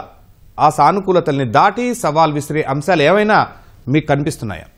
అధికార పార్టీకి ఎప్పటికీ ఎడ్జ్ ఉంటుంది, అది వాళ్ళకి అడ్వాంటేజ్ కూడా. అది సో ఆ బాల్ వాళ్ళ కోర్టులో ఉన్నట్లు లెక్క కొంచెం కాలం. అంటే అయితే ఇక్కడ ఏంటంటే ప్రజలు ఇప్పుడు ఇంతకుముందు మన ధర్మనాయక్ సార్ చెప్పినట్టు, శేషు గారు చెప్పినట్టు ఏంటంటే, సో ఇప్పటికే 20 నెలలు అయింది, వీళ్ళు ఇంత మటుకి అభివృద్ధి అనేది కాకుండా సంక్షేమ పథకాలు ఏవైతే ఉన్నాయో ఆ సంక్షేమ పథకాలని బలంగా ప్రజల్లోకి తీసుకెళ్లారు. ఆ విషయంలో సఫలీకృతం అయ్యారు కూడా కాంగ్రెస్ పార్టీ. ముఖ్యంగా రేవంత్ రెడ్డి గారు ఆయన ప్రజల్లోకి వెళ్ళడము, ఆయన అమలు చేసినటువంటి ఈ ఫ్రీ బస్ అయితే ఏంది, మిగతా సంక్షేమ పథకాలు అయితే ఏంటి, ఇవన్నీ కూడా దాదాపుగా ప్రజల్లోకి వెళ్ళాయి. సో సంక్షేమ పథకాలను పట్టుకొనే కాంగ్రెస్ పార్టీ రేపు స్థానిక సంస్థలలో సంస్థల ఎన్నికలలో వాళ్ళు ఓటు అడగబోతున్నది. కాబట్టి డెఫినెట్లీ వాళ్ళకి ఎడ్జ్ అనేది ఒకటి ఉంటుంది. సో ఇక్కడ ఇక అసలు పాయింట్ ఏంటంటే బీఆర్ఎస్ బీజేపీ వాళ్ళ ప్రణాళిక ఏందో అనేదే మనం చూసుకోవాలి. సో అయితే వాటన్నిటికీ భిన్నంగా అధికార పార్టీ ఖచ్చితంగా కొంచెము తమ ఎడ్జ్ను కాపాడుకుంటుంది. ఖచ్చితంగా వాళ్ళు ముందుకు వెళ్తారు కూడా. ఎందుకంటే సంక్షేమ పథకాలు ఏవైతే ఉన్నాయో ఆ సంక్షేమ పథకాన్ని వాళ్ళు బలంగా ప్రజల్లోకి తీసుకెళ్లారు. కాబట్టి దాదాపుగా స్థానిక సంస్థ ఎన్నికల్లో అక్కడ సర్పంచ్ ఎలక్షన్స్ ఏంది, అది ఇక్కడ పట్టణంలో ఉన్న మున్సిపల్ ఎలక్షన్స్ ఏంది, జెడ్పీటీసీ ఎంపీటీసీ ఏ ఎలక్షన్స్ అయినా కూడా డెఫినెట్లీ అధికార పార్టీకి ఒక అనుకూలమైనటువంటి వాతావరణం అయితే ఉండొచ్చు. ధర్మానాయక్ గారు, ఎంపీటీసీ జెడ్పీటీసీలతో పాటు మున్సిపల్ పంచాయతీ ఎన్నికలంటే చిన్న విషయం కాదు. ఈ కీలక పోరులో పార్టీల పొత్తులు అవగాహనలకు అవకాశాలు కనిపిస్తున్నాయా? ఎవరికి వారైనా? ఎస్, తప్పకుండా అండి. జనరల్గా మీరు మనం అసెంబ్లీ ఎలక్షన్లు చూసుకున్నట్టయితే కాంగ్రెస్ సిపిఐ పొత్తుంది. సిపిఎం వాళ్ళు విడిగానే పోటీ చేశారు, బీఆర్ఎస్ బీజేపీ విడిగానే పోటీ చేసినాయి. మనం ఇప్పుడు గ్రామ పంచాయతీ ఎలక్షన్స్ కానీ, మండల పార్టీ ఎలక్షన్స్ కానీ, మున్సిపల్ ఎలక్షన్ కానీ, రేపు రాబో జిహెచ్ఎంసీ ఎలక్షన్ కానీ మనం గ్రామస్థాయి నుంచి చూసినట్టయితే ఒకటే గుర్తుపెట్టుకోవాలండి. ముఖ్యంగా గ్రామస్థాయి లీడరు, అక్కడ గ్రామస్థాయిలో కూడా మనం అనుకున్నట్టు అంత ఈజీ కాదు. అక్కడ లోకల్ బాడీ సెలక్షన్లలో టఫ్ ఎట్లుంటుందంటే ఒక గ్రామ పంచాయతీ సర్పంచ్కి 10 మంది పోటీ పడతారు. అది అన్ని పార్టీలో ఉన్న విషయం అందరికీ తెలుసు. అది కాబట్టి స్థానిక అభ్యర్థిని ఏ విధంగా సెలెక్ట్ చేయాలి, అలాగే మీరు అన్నట్టు పొత్తుల విధంగా ఇప్పుడు గ్రామస్థాయిలో నా ఉన్న దృష్టిలో మాత్రం కంపల్సరీ కాంగ్రెస్ పార్టీ సిపిఐ వాళ్ళు కొంత సీట్లు వదిలిపెట్టేది. ఎందుకంటే వాళ్ళ సిపిఐ రాష్ట్రంలో వరంగల్ కానీ, ఖమ్మం, నల్గొండ మీద కొన్ని ఏరియాల్లో వాళ్ళు ప్రభావితం చేస్తారు కమ్యూనిస్టులు. సిపిఐ మరి సిపిఐ ఎవరితో పొత్తు పెట్టుకుంటుందో కూడా మనం ఇంకా క్లారిటీ చెప్పలేం. బీజేపీ మాత్రం ఎవరైతే ఇప్పుడు వాళ్ళు మన చూసారు రీసెంట్లో ఒక బీఆర్ఎస్ మెయిన్ లీడర్ వాళ్ళ పార్టీలో రావడం జరిగింది. అంటే బీజేపీ పార్టీ కూడా వారి నూతన అధ్యక్షుడు రామచంద్రరావు గారు ఏ విధంగా గ్రామీణ ప్రాంతాల నుంచి మేము లోకల్ బాడీ ఎలక్షన్స్కి మేము రెడీగా ఉన్నాం, లోకల్ బాడీ ఎలక్షన్కి సిద్ధంగా అండి అని లోకల్ బాడీ ఎలక్షన్ గురించి బీజేపీ వాళ్ళ అన్ని చోట్ల వాళ్ళు గ్రామ స్థాయి నుంచి కూడా ట్రైనింగ్ క్లాసులు, వార్డు మెంబర్ నుంచి ఇవాళ జిల్లా మెంబర్ వరకు ప్రతి ఒక్కళ్ళు కూడా బీజేపీ పార్టీ ఇప్పటికే ట్రైనింగ్ ఇవ్వటం, వాళ్ళకు ఏ విధంగా మోటివేషన్ చేయాలి, ఏ విధంగా ప్రజల్లో చైతన్యవంతం చేయాలి, లోకల్ బాడీ సెలక్షన్లో ఇవాళ ప్రైమ్ మినిస్టర్ యువత్ గారి దగ్గర ఫండ్స్ ఏ విధంగా మన గ్రామ ప్రాంతాల్లో మనం యూటిలైజ్ చేసుకున్న బీజేపీ అవి ప్రభావితం చేస్తుంది. అలాగే చూసుకున్నట్టయితే ఇవాళ ప్రజెంట్ జరుగుతున్న మన కాంగ్రెస్ పార్టీ ముఖ్యమంత్రి గారు ఒక చిన్న ఎగ్జాంపుల్, మనం హైదరాబాద్లో వరదలు వస్తే ముఖ్యమంత్రి గారు ఆకస్మిక పర్యటన అది కాంగ్రెస్ పార్టీకి ప్లస్ అని చెప్పొచ్చు. మనం ఇందాక చెప్పారు జయప్రకాష్ గారు, ఇవాళ గ్రామీణ ప్రాంతాల నుంచి హైదరాబాద్ వరకు కూడా ఏ విధంగా మనం పాలకపక్షం కానీ ప్రతిపక్షాలు కానీ ఇవి ఎటు చూసినా కూడా బీఆర్ఎస్ పార్టీతో ఎవరితో పొత్తు పెట్టుకుందానేది మనం ఆలోచించాల్సిన విషయం. కాబట్టి 3 ప్రధాన పార్టీలు ఇవాళ పాలకపక్షం కాంగ్రెస్ కానివ్వండి, ప్రతిపక్ష బీజేపీ బీఆర్ఎస్ కానివ్వండి, అలాగే కమ్యూనిస్టులు కానివ్వండి. ఈ కమ్యూనిస్టులు ఖమ్మం, వరంగల్, నల్గొండ ఈ వాళ్ళు బాగానే ప్రభావం చూపిస్తారు. కాబట్టి ఏ విధంగా ముందుకు పోవాలనేది ఆయా పార్టీల నిర్ణయాన్ని బట్టి మనం ముందుకెళ్తారని నేను అనుకుంటున్నాను. జనరల్ కూడా లోకల్ బాడీలో ఎక్కువ పొత్తు ఉండకపోవచ్చు. Local body elections complete different శాసనసభ ఎన్నికలు కానివ్వండి, పార్లమెంట్ ఎలక్షన్ కానివ్వండి, ఆ ఎలక్షన్కి ఈ ఎలక్షన్కు చాలా తేడా ఉంటుంది. కాబట్టి లోకల్ బాడీ ఎలక్షన్స్ ఎప్పుడైనా ఆయా పార్టీల క్యాండిడేట్ మీద ఆధారపడి ఉంటుంది. మనం ఇంకా దృష్టి పెట్టయితే గ్రామ పంచాయతీ ఎలక్షన్లో కూడా లోకల్ అభ్యర్థిని బట్టి ఉంటుంది. అక్కడ సింబల్స్ ఉండవండి. మనం ఒకటి అబ్జర్వ్ చేయాలి, గ్రామ పంచాయతీ ఎలక్షన్లకు సింబల్ ఇవ్వరు, అంటే వాళ్ళ ఓన్ సింబల్ ఇస్తారు, పార్టీ సింబల్ ఇవ్వరు. అది కూడా ఆ పార్టీ అభ్యర్థి ప్రచారం చేసుకోవడానికి ఒక టైం కావాల్సి వస్తుంది. కాబట్టి ఈ local body elections complete depend ఆయా పార్టీల అభ్యర్థుల మీద ఆధారపడి ఉంటుందని కూడా మనం భావించవచ్చు. ఓకే, శేషు గారు, స్థానిక ఎన్నికలపై హైకోర్టు డెడ్ లైన్ బట్టి షెడ్యూల్ ప్రకటన నోటిఫికేషన్కు సమయం దాదాపు దగ్గర పడ్డట్లే. మీరు చూస్తున్న పరిణామాల ప్రకారం ఈ ప్రకటనలు ఎప్పటిలోపు ఉండొచ్చు? 12,778 గ్రామ పంచాయతీలకి, 5,773 ఎంపీటీసీలకి, 566 జెడ్పీటీసీలకు ఎన్నికలు నిర్వహించాల్సినటువంటి అవసరం ఉంది. అయితే ఎప్పటి వరకు నోటిఫికేషన్ వస్తుంది అనేటటువంటి ఒక ఊహాగానాల మధ్యన ఇప్పుడు ప్రభుత్వము క్యాబినెట్లో నిర్ణయం తీసుకోబోతుంది 15-16వ తారీఖున అనేటటువంటి ఒక వార్తలు వస్తున్నటువంటి నేపథ్యంలో బహుశా స్థానిక సంస్థల ఎన్నికల నోటిఫికేషను మన అంచనాల ప్రకారం అయితే ఈ నెల చివరి వారంలోనైనా లేకపోతే సెప్టెంబర్ మొదటి వారంలోనైనా నోటిఫికేషన్ రావడానికి అవకాశాలు ఉన్నట్టు మనకి కనపడుతుంది. అయితే ఇక్కడ మనం గమనించాల్సినటువంటి మరొక అంశం ఏంటి అంటే, ఇప్పటికే గ్రామ పంచాయతీల పాలక వర్గాలు ముగిసిపోవటం వల్ల 15th ఫైనాన్స్ కమిషన్ నుంచి 2024-25కి 2025-26కి రావాల్సినటువంటి 29 కోట్ల రూపాయలు 2900 కోట్ల రూపాయలు అంటే దరిదాపు 3000 కోట్ల రూపాయలు ఆగిపోతున్నటువంటి సందర్భం ఉన్నది. గ్రామ పంచాయతీల్లో లేకపోతే స్థానిక సంస్థల్లో ఎన్నికైనటువంటి పాలక వర్గాలు లేకపోవటం వల్ల అక్కడ పాలన పడక వేసినటువంటి సందర్భం ఉన్నది. తర్వాత సెప్టెంబర్ 30 లోపు ఎన్నికలు నిర్వహించాల్సినటువంటి అవసరం ఉన్నది. కాబట్టి ఖచ్చితంగా రాష్ట్ర ప్రభుత్వము స్థానిక సంస్థల ఎన్నికలు నిర్వహించాల్సినటువంటి ఒక అనివార్యమైనటువంటి పరిస్థితి ఏర్పడింది. అయితే ప్రభుత్వము ఎందుకు తాత్సారం చేస్తుంది అనేటటువంటి విషయాన్ని కనుక ఒకసారి గమనిస్తే 2023 శాసనసభ ఎన్నికల సందర్భంగా కాంగ్రెస్ పార్టీ ఒక హామీ ఇచ్చింది. బీసీలకు స్థానిక సంస్థల ఎన్నికల్లో 42% రిజర్వేషన్ కల్పించిన తర్వాతనే స్థానిక సంస్థల ఎన్నికలు నిర్వహిస్తామనేది. బట్ ఆ హామీని నిలబెట్టుకునేటటువంటి క్రమంలో కాంగ్రెస్ పార్టీ నిలబెట్టుకోలేకపోతున్నది. కాబట్టి ఎన్నికలకు పోతే ఎలా ఉంటుంది అనేటటువంటి మీమాంసలోనే స్థానిక సంస్థల ఎన్నికలు ఆలస్యమైనట్లుగా మనకు కనపడుతుంది. కానీ ఒకవేళ రాష్ట్ర ప్రభుత్వము హైకోర్టుని మరింత కొంత గడువు అడిగితే ఏ ప్రాతిపదికపైన అడగాల? మేము 42% రిజర్వేషన్లు సాధించే క్రమంలో ఆలస్యం అవుతుంది కాబట్టి మీరు మాకు ఎన్నికలు నిర్వహించుకోవడానికి మరి కొంత గడువు ఇవ్వాలని అడిగితే ఖచ్చితంగా హైకోర్టు ఇవ్వదు. ఎందుకంటే గతంలో మధ్యప్రదేశ్లో ఆ తీర్పు ఉంది. ఏమున్నదంటే బీసీల రిజర్వేషన్లు తేలకపోయినా మీరు ఎన్నికలు నిర్వహించాలి అనేటటువంటి తీర్పు ఉన్నది. కాబట్టి బట్ ఆ అంశం పైన వాయిదా కోరేటటువంటి అవకాశం లేదు. కాబట్టి స్థానిక సంస్థలు ఎన్నికలు నిర్వహించాల్సినటువంటి ఒక అనివార్యత రాష్ట్ర ప్రభుత్వానికి ఏర్పడింది. ఇప్పటికే 17 నెలలుగా స్థానిక సంస్థలకి ఎన్నికైన పాలక వర్గాలు లేకపోవటం వల్ల నిధులు ఆగిపోతున్నాయి. కేంద్రం నుంచి వచ్చే గ్రాంట్లు నిధులు ఆగిపోతున్నాయి. అదేవిధంగా గ్రామీణ ప్రాంతాల్లోనూ లేకపోతే జడ్పీలు ఎంపీలలోనూ ఎంపీపీల్లోనూ సరైనటువంటి పాలన లేకపోవటం వల్ల పౌర సేవలు కూడా అందట్లేదు అనేటటువంటి విషయాన్ని మనం గమనించాలి. కాబట్టి ఇప్పుడు ఖచ్చితంగా ఎన్నికలు నిర్వహించి తీరాల్సినటువంటి ఒక అనివార్యత ఏర్పడింది. కాబట్టి బట్ నోటిఫికేషను ఈ నెల చివరి వారంలో కానీ లేకపోతే సెప్టెంబర్ మొదటి వారంలో కానీ ఖచ్చితంగా నోటిఫికేషన్ వచ్చే అవకాశం ఉంది. ప్రభుత్వము సెప్టెంబర్ 30 లోపు ఎన్నికలను పూర్తి చేయాల్సినటువంటి బాధ్యత కూడా ఉంది. అటు గ్రామ పంచాయతీలకి, ఇటు ఎంపీటీసీలకి, అటు జడ్పీటీసీలకి ఖచ్చితంగా ఎన్నికలు నిర్వహించాల్సినటువంటి అవసరం ఏర్పడిందనే విషయాన్ని మనం గమనించాలి. మీకు 15వ ఆర్థిక సంఘం ప్రకారం 1514 కోట్ల రూపాయలు 2024-25 నిధులు ఆగిపోయినాయి, రాలేదు. ఎందుకు? ఎలక్టెడ్ బాడీస్ లేవు కాబట్టి. ఇది చట్టంలో ఉంటుంది, పంచాయతీరాజ్ చట్టంలో ఉన్నటువంటి అంశమే. తర్వాత 2025-26కి రావాల్సినటువంటి 1400 కోట్ల రూపాయలు కూడా నిలిచిపోయేటటువంటి ప్రమాదం ఏర్పడింది. అంటే ఇంత పెద్ద మొత్తంలో దరిదాపు 3000 కోట్ల రూపాయలను గ్రామ పంచాయతీలు కోల్పోతాయి. ఎందుకు? ఎన్నికలు జరపకపోతే. ఎందుకు ఈ నిబంధన పెట్టారంటే అనేక రాష్ట్రాలలో రాష్ట్ర ప్రభుత్వాలు స్థానిక సంస్థల ఎన్నికలను నిర్వహించకుండా తప్పించుకునేటటువంటి ప్రయత్నాలు చేస్తున్న క్రమంలో ఈ లింకప్ పెట్టారు.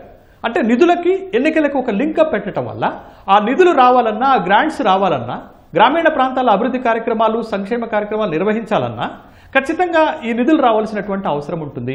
ఆ నిధుల కోసమన్నా ఎన్నికలు సక్రమంగా నిర్వహిస్తారు అనేటటువంటి ఉద్దేశంతో పంచాయతీరాజ్ చట్టాల్లో ఈ నిబంధన పెట్టడం జరిగింది. కాబట్టి ఖచ్చితంగా మనం ఇప్పుడు కూడా మనం గ్రామ పంచాయతీ ఎన్నికలను, లోకల్ బాడీ ఎలక్షన్స్ని కనుక నిర్వహించుకోలేకపోతే తెలంగాణ రాష్ట్ర ప్రభుత్వము 3000 కోట్ల రూపాయలు కేంద్రం నుంచి వచ్చేటటువంటి నిధులు, గ్రాంట్లు కోల్పోయేటటువంటి ప్రమాదం ఉంది. కాబట్టి బట్ ఆ దృష్ట్యానైనా మనం ఖచ్చితంగా గ్రామ పంచాయతీ ఎన్నికలు, లోకల్ బాడీ ఎన్నికలు నిర్వహించి పూర్తి చేయాల్సినటువంటి అవసరం ఉంది. కాబట్టి ఎన్నికలు జరుగుతాయి. బట్ ఆ నోటిఫికేషన్ ఈ నెల చివరి వారంలోనైనా లేకపోతే సెప్టెంబర్ మొదటి వారంలోనైనా ఇవ్వాల్సినటువంటి అనివార్యమైన పరిస్థితి రాష్ట్ర ప్రభుత్వానికి ఏర్పడుతుందనే విషయాన్ని మనం గమనించాలి. రైట్, జయప్రకాష్ గారు, పార్టీల వారీగా చూస్తే ఎవరి బలాలు ఏమిటి, బలహీనతలు ఏమిటి ఈ ఎన్నికల్లో? సార్, పార్టీల వారిగా చూసుకుంటే మనం ఇంతకుముందు చర్చించుకున్నట్టుగా ఇక్కడ ఎవరి బలాలు బలహీనతలు లేవు, కానీ 3 పార్టీల త్రిముఖ పోటీ మాత్రం బలంగా ఉంటుంది. అయితే ఒక రకంగా అధికార కాంగ్రెస్ పార్టీకి ఎడ్జ్లో ఉంటుంది. అదేవిధంగా గ్రామీణ ప్రాంతాల్లో మనం ఇంతకుముందు అనుకున్నట్టుగా బీఆర్ఎస్ పార్టీ కూడా చాలా పట్టు అయితే ఉంది. ఎందుకంటే వాళ్ళకి ఇప్పుడు ఇది టగ్ ఆఫ్ వార్, ఒకటి డెఫినెట్లీ ఇది చావోరేవో తేల్చుకోవాల్సిన అవసరం కూడా బీఆర్ఎస్ ఉంది. సో వాళ్ళ క్యాడర్ కూడా గ్రామీణ స్థాయిలో పనిచేస్తున్నట్టు మనకు వార్తలు వస్తున్నాయి. అదేవిధంగా కాంగ్రెస్ పార్టీ ఎలాగో వాళ్ళ అధికారంలో ఉన్నారు కాబట్టి అనేక సంక్షేమ పథకాలు కూడా వాళ్ళకు గ్రామీణ ప్రజలకు చేరిపోయాయి. కాబట్టి ఆటోమేటిక్ గా గ్రామ స్థాయిలలో కాంగ్రెస్ పార్టీ బలంగానే ఉన్నట్టు లెక్క. ఇక గ్రామ స్థాయిలో హార్డ్ వర్క్ చేయాల్సింది ఎవరికి అంటే బీజేపీకి ఉంది. ఎందుకంటే బీజేపీ ఈ మధ్య కాలంలో పట్టణ స్థాయిలో మంచి పట్టు సాధించినప్పటికీ కూడా గ్రామ స్థాయిలో లేదన్నట్టయితే ఒక వాదన మొదటి నుంచి ఇంతకుముందు శేష్ గారు చెప్పినట్టు. అయితే వాళ్ళు సర్పంచ్ ఎన్నికల్లో ఎంతవరకు, గ్రామీణ స్థాయిలో స్థానిక ఎన్నికలు ఎంతవరకు వాళ్ళు తమ యొక్క ప్రభావం చూపుతారనే అనేదే ఒక క్వశ్చన్ గా ఉంది. ఎందుకంటే ఇంత వాళ్ళకు వచ్చినటువంటి లాస్ట్ 126 సర్పంచ్లేమో వచ్చాయి గత ఎన్నికల్లో. కానీ ఆ నంబర్ ఈసారి దాటుతారా, ఇంకా అధిక మొత్తంలో వాళ్ళు సీట్లు పొందుతారా అనేది మనకు ముందున్నటువంటి సవాలు వాళ్ళకు. అదేవిధంగా కాంగ్రెస్ పార్టీకి ఎలాగో వాళ్ళు ఒక ఎడ్జ్ లో ఉన్నట్టే లెక్క కాబట్టి వాళ్ళ అధికార పార్టీ సంక్షేమ పథకాలు బాగానే ముందుకు పోతున్నాయి ప్రజల్లోకి. అదేవిధంగా వాళ్ళు బీసీ వాదన ఎత్తుకున్నారు, 42% బీసీ రిజర్వేషన్ ఇస్తామన్నారు. బట్ అన్ఫార్చునేట్లీ అది ముందుకు వెళ్ళలేదు, ప్రతిపాదన అయితే ముందుకు వెళ్ళలేదు. కానీ మేము డెఫినెట్లీ బీసీ రిజర్వేషన్ తీసుకొస్తామని చెప్పేసి బల్లగుద్ది చెప్పారు. సో ప్రజల్లోకి ఆ వాదనను మాత్రం బలంగానే తీసుకెళ్తున్నారు. సో ఈ ప్రభావం అనేది డెఫినెట్లీ గ్రామీణ స్థాయిలోను అదేవిధంగా పట్టణ స్థాయిలోను చాలా ప్రభావం చూపించే అంశంగా ఉంటుంది. కాబట్టి సో ఇది కాంగ్రెస్ పార్టీకి పూర్తి స్థాయి ఎడుచున్నట్టు లెక్క. అదేవిధంగా వాళ్ళ సంక్షేమ పథకం అంటే మెయిన్ మహిళా యొక్క బస్సు ఫ్రీ ఏదైతే ఉంటుందో ఆ ఫ్రీ బస్ అనేది ప్రజల్లోకి, ముఖ్యంగా మహిళల్లోకి చాలా చొచ్చుకుపోయింది. మహిళా ఓట్లు అన్ని కూడా దాదాపుగా కాంగ్రెస్ వైపు వచ్చే అవకాశాలు పుష్కలంగా ఉంటాయి, వాటిని కొట్టివేయలేము. అయితే ఇప్పుడు బీఆర్ఎస్ యొక్క పరిస్థితి కొంచెం అగమ్యగోచరంగా ఉంది. ఎందుకు వాళ్ళ చుట్టూ ఉన్నటువంటి స్కామ్స్, అదేవిధంగా వాళ్ళు కోల్పోయిన ప్రభావం, వాళ్ళ అంతకుముందు ఎమ్మెల్యే ఎలక్షన్స్ అయితే ఏంది, ఎంపీ ఎలక్షన్స్ అయితే చావు దెబ్బతిన్నారు ఒక రకంగా. సో వీటన్నిటి నుంచి వాళ్ళు తేరుకొని ప్రజల ముందు మళ్ళీ రావాలంటే చాలా కొంచెం సమయం పడుతుంది. మరి వాళ్ళు ఏ రకంగా వాళ్ళు ప్లాన్ ఆఫ్ యాక్షన్ చేస్తారనేది ఆసక్తికరంగా ఉంది. ఇక బీజేపీ మాత్రం పట్టణాల్లో నో ప్రాబ్లం, వాళ్ళకి పెద్ద ఇది లేదు. సో గ్రామీణ స్థాయిలోనే వాళ్ళు హార్డ్ వర్క్ చేయాల్సినటువంటి అంశం ఎంత ఉంది. అయితే మొత్తానికి మాత్రం మనం ఎలా విశ్లేషించవచ్చు అంటే ఇది పూర్తి స్థాయిలో త్రిముఖ పోటీగా విశ్లేషించవచ్చు. అదేవిధంగా నల్గొండ, వరంగల్ మరియు ఖమ్మం లాంటి ప్రాంతాల్లో ఒక రకంగా కమ్యూనిస్టులకు కూడా ప్రభావం చూపే అవకాశాలు పుష్కలంగా ఉన్నాయి. రైట్ అండి. ధర్మనాయక్ గారు, మీ దృష్టిలో 3 పార్టీలకు ఈసారి కలిసి వచ్చే అంశాలు ఏమిటి, ఎదురు ఇదాల్సిన అంశాలు ఏం కనిపిస్తున్నాయి? కాంగ్రెస్ పార్టీకి కలిసి వచ్చే అంశం వాళ్ళ సంక్షేమ పథకాలు. ఇప్పుడు జయప్రకాష్ గారు చెప్పినట్టు ఫ్రీ బస్ ఒకటి, ఇప్పుడు వాళ్ళు ఇస్తున్న రేషన్ బియ్యం ఇవాళ గ్రామీణ ప్రాంతాల్లో మంచి ప్రభావం చూపిస్తుంది. ఆ రేషన్ బియ్యం వల్ల లోకల్ పబ్లిక్ వాళ్ళు చాలా వరకు కాంగ్రెస్ పార్టీకి అనుకూలంగా ఉంటారు. అలాగే ఇప్పుడు చూస్తుంటే అనేక సంక్షేమ కార్యక్రమాలు, రైతు బంధు కానివ్వండి, ఇప్పుడు రైతులు వాళ్ళు కూడా రైతు బంధు పడ్డదని వాళ్ళు కూడా చాలా కాంగ్రెస్ పార్టీ సంక్షేమ కార్యక్రమాల మీద వాళ్ళు సంతోషం వ్యక్తం చేస్తున్నారు. ముఖ్యంగా చెప్పాలంటే ఇప్పుడు బీఆర్ఎస్ పార్టీ మరి ఏ విధంగా ముందుకు పోతుందనేది మనం దాని మీద దృష్టి సారించాల్సి వస్తుంది వాళ్ళు. అలాగే బీజేపీ పరిస్థితి చూసినట్లయితే వాళ్ళు గ్రామీణ ప్రాంతాల నుంచి ఆల్రెడీ మేము గ్రామీణ ప్రాంతాల నుంచి మేము స్టార్ట్ చేసాం. వాళ్ళ కార్యకర్తలు వాళ్ళు ఏ విధంగా నెక్స్ట్ గ్రామ పంచాయతీ ఎలక్షన్, మండల పరిషత్ ఎలక్షన్ కానీ ఏ విధంగా ముందుకు తీసుకెళ్తారో మనం వాళ్ళు ఇస్తున్నటువంటి ప్రోగ్రామ్స్ కానీ ట్రైనింగ్ వాళ్ళ బీజేపీ ప్రెసిడెంట్ గారు చెప్పారు క్లియర్గా, మేము ఏ విధంగా ముందు మీ లోకల్ బాడీ ఎలక్షన్ మేము రెడీగా ఉన్నాము. కానీ ఇక్కడ సానుకూలమైన అంశం ఏంటంటే ప్రతిపక్షాలకు వాళ్ళు ఎప్పుడు కూడా, ఇప్పుడు మీరు చూడండి జనరల్గా కాంగ్రెస్ పార్టీ 42% రిజర్వేషన్ బీసీకి అమలు పరుస్తామని చెప్పి అంతా వాళ్ళు చేసి కేంద్ర ప్రభుత్వం పంపిన తర్వాత వాళ్ళు కావాలని ఏదో అంటే ఏ పార్టీ ఇప్పుడు పాలక వర్గం ఏదైతే చేస్తుందో దాన్ని ఎత్తి చూపడమే ప్రతిపక్షాల బాధ్యత అంటారు. ఇవాళ ప్రతిపక్షాలు ఏం చేస్తున్నాయి, మేము 42% బీసీ రిజర్వేషన్ ఇవ్వడానికి రెడీ, కానీ వాళ్ళు బీసీ రిజర్వేషన్లో కూడా ఏదో ఒక కాజ్ పెట్టేసి ఇవాళ బీజేపీ కేంద్ర ప్రభుత్వం ఆపుతుందని కాంగ్రెస్ పార్టీ వాళ్ళు మేము రిజర్వేషన్ రెడీగా ఉన్నాం కానీ వాళ్ళే ఒప్పుకోవటం వాళ్ళు. ఈ విధంగా ప్రతిపక్ష పార్టీ అయిన బీఆర్ఎస్ కూడా త్వరలో మేము బీసీ సభ పెడతాం కరీంనగర్లో అని చెప్పి మనం వార్తలు చూస్తున్నాం. ఈ విధంగా చూస్తుంటే కాంగ్రెస్ పార్టీకి వాళ్ళు చేస్తున్నటువంటి సంక్షేమ పథకాలు అనుకూలంగా ఉన్నాయి. ఇవాళ ప్రతిపక్ష పార్టీ అయినటువంటి బీఆర్ఎస్ పార్టీ మేము త్వరలోనే బీసీ మహాసభ పెడతాం, అందరూ అన్ని ఎలక్షన్ లోకల్ బాడీస్ ఎలక్షన్ మొత్తం ఈ బీసీల మీద, ఎస్సీల మీద డిపెండ్ అయింది. అంటే 42% మేము రిజర్వేషన్ చేశాం కాబట్టి మాకు అనుకూలంగా ఉంటుందని పాలకపక్షం. ప్రతిపక్షాలైనటువంటి బీఆర్ఎస్, బీజేపీలు మేము కూడా బీసీలకు అనుకూలంగా ఉన్నాం, కానీ వాళ్ళు బీసీ రిజర్వేషన్ అమలుగా కరెక్ట్గా అమలు పరిచే ఉద్దేశం కాంగ్రెస్ పార్టీకి లేదని చెప్పి ప్రతిపక్షాలైన బీఆర్ఎస్ పార్టీ ఇవాళ బీజేపీ పార్టీ విమర్శిస్తున్నాయి. అంటే ప్రజల్లో ఎవరికి వారు చూసుకోవడానికి మేము అనుకూలంగా, ప్రజలకు మేము అనుకూలంగా ఉండాలి. ఇవాళ అన్ని పార్టీలు కూడా ఇవాళ త్రిముఖ పోటీ అన్నారు కదా, ఈ 3 పార్టీలు కూడా గ్రామీణ ప్రాంతాల నుంచి ఏ విధంగా డెవలప్ చేయాలి, గ్రామీణ ప్రాంతాల్లోనే ఇవాళ పొద్దున్న లేస్తే గ్రామ స్థాయి నాయకులు పొద్దున్న లేస్తే ఊర్లో తిరుగుతున్నారు. ఎందుకంటే ఆల్రెడీ ఇందాక శేషు గారు చెప్పినట్టు హైకోర్టు డైరెక్షన్ ప్రకారం కంపల్సరీ సెప్టెంబర్ ఎలక్షన్ పెట్టాల్సిన పరిస్థితి రాష్ట్ర ప్రభుత్వానికి ఏర్పడ్డది. కాబట్టి ఇవాళ మనం చూసినట్టయితే కంపల్సరీ 3 పార్టీలు కూడా ఇవాళ 3 ప్రధాన పార్టీలు కంపల్సరీ ఇవాళ ఎంతో కొంత సీటు, గణనీయమైన సీటు సాధించాలని బీఆర్ఎస్ ప్రతిపక్ష పార్టీ. లేదు గ్రామీణ ప్రాంతాల్లో వాళ్ళ గ్రామ పంచాయతీలు కానీ ఎంపీటీసీ కానీ జడ్పీటీసీలు కానీ మేము కూడా ఈసారి గణనీయమైన సీట్లు సాధించాలని బీజేపీ ఒకవైపు. కాబట్టి ఈ మూడు పార్టీలు చూస్తుంటే కాంగ్రెస్ పార్టీకి ఇందాక చెప్పిన ఎడ్జ్ ఉంటుంది. ఎందుకు ఎడ్జ్ ఉంటుంది అంటే దాని గురించి చెప్పొచ్చు మనం. ఇవాళ లోకల్ బాడీస్ మొత్తం కూడా ఉండే శాసనసభ్యుడి మీద మొత్తం డిపెండ్ అయి ఉంటుంది. ఇవాళ ప్రభుత్వం నుంచి నిధులు కానీ ఏమైనా రావాలంటే రాష్ట్ర ప్రభుత్వం కేంద్ర ప్రభుత్వం వారి దగ్గర నుంచి రావాలి. కాబట్టి ఇవాళ లోకల్ బాడీ ఎలక్షన్ల కాంగ్రెస్ పార్టీకి పాలకపక్షానికి దాదాపు వాళ్ళకి అనుకూలంగా ఉంటుంది. కాస్త వస్తే బీజేపీ కూడా అనుకూలంగా ఎందుకు ఉంటుందంటే ఇందాక శేషు గారు చెప్పాడు కేంద్ర ప్రభుత్వ నిధులు ఇవాళ గ్రామ స్థాయి కూడా వస్తున్నాయి. కాబట్టి కేంద్ర ప్రభుత్వ పథకాలు ఇవాళ మనం చూడండి, గ్యాస్ సబ్సిడీ కానివ్వండి, వాళ్ళు కేంద్ర ప్రభుత్వం నుంచి వస్తున్న రైతు సంక్షేమ పథకాలు కానివ్వండి, బీజేపీ వాళ్ళు చెప్పడానికి ఒక ఉన్నది. ఎందుకంటే ఇవాళ ప్రతిపక్షమైన బీఆర్ఎస్ పార్టీ ఎటు చూసినా కూడా వాళ్ళు అటు ఇటు కాకుండా ఎడ్జ్లో ఉన్నారు. ఎందుకంటే ఏ విధంగా మనం పట్టు సాధించాలి, కోల్పోయిన గతంలో వాళ్ళు ప్రభుత్వంలో ఉన్నప్పుడు దాదాపు 99% కాదు 100% వాళ్ళు ఫలితాలు సాధించే పరిస్థితి ఏర్పడింది.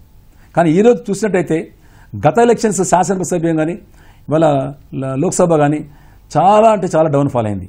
కాబట్టి వాళ్ళు ఏ విధంగా నిలబెట్టుకుంటారు, ఇవాళ ఎటు చూసినా కూడా బీఆర్ఎస్ పార్టీ మీద అందరి అంటే వాళ్ళు ఏ విధంగా లోకల్ బాడీ ఎలక్షన్ల ప్రభావం చూపిస్తారని ఇవాళ గ్రామ పంచాయతీ కానీ మండల స్థాయి కానీ పట్టణ స్థాయి మున్సిపల్ ఎలక్షన్ కానీ అనేది ఇవాళ ప్రజలందరూ ఆసక్తికరంగా చూస్తున్నటువంటి విషయం.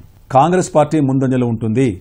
తర్వాత రెండో స్థానానికి బీజేపీయా బీఆర్ఎస్ అనేది అది వాళ్ళ గ్రామ స్థాయి నుంచి పార్టీని పటిష్ట చేసి కార్యకర్తలు నూతన ఉత్తేజాన్ని నింపిస్తారా, మళ్ళీ ఏ విధంగా చేస్తారా అనేది మరి వాళ్ళ కేసీఆర్ గారు కానివ్వండి, కేటీఆర్ గారు కానివ్వండి, అలాగే ఇటు బీజేపీ రామచంద్ర గారు కానీ బండి సంజయ్ గారు ఏమన్నా పార్టీ ఏ విధంగా గ్రామీణ ప్రధాని తీరుతారో, ఎవరైతే ప్రజల్లో చేరువై ముందుకు వెళ్తారో వాళ్ళే గ్రామ స్థాయిలో పట్టు సాధిస్తారనేది మనం గతంలో చూసినాం, ఎప్పుడు మనం చూస్తూనే ఉన్నాం.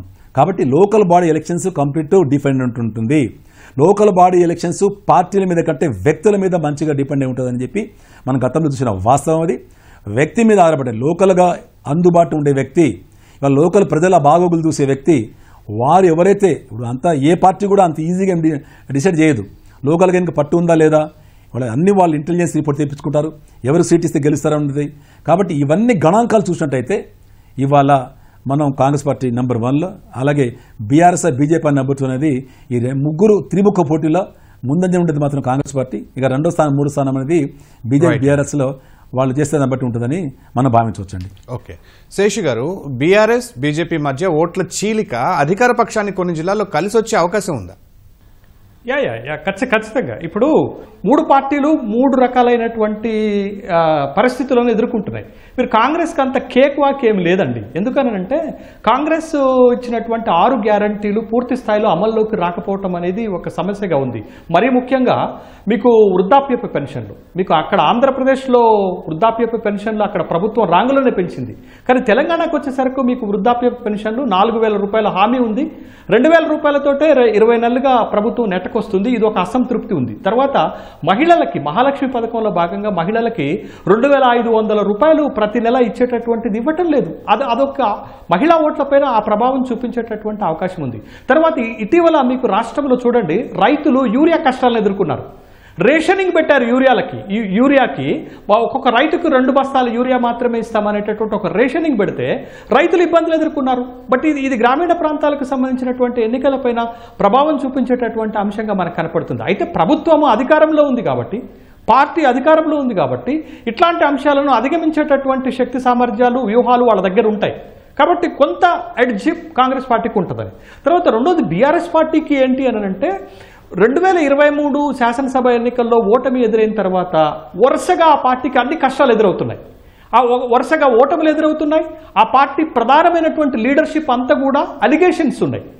మీకు కేసులు ఎదుర్కొంటున్నారు, అదేవిధంగా విచారణలు ఎదుర్కొంటున్నారు.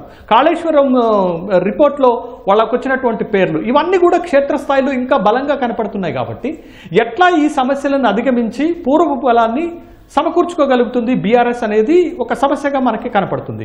రెండోది బీజేపీ విషయానికి వస్తే, బీజేపీ 2023లో పెద్దగా అద్భుత విజయాలు సాధించలేదు, కానీ 24లో మంచి విజయాలు సాధించింది.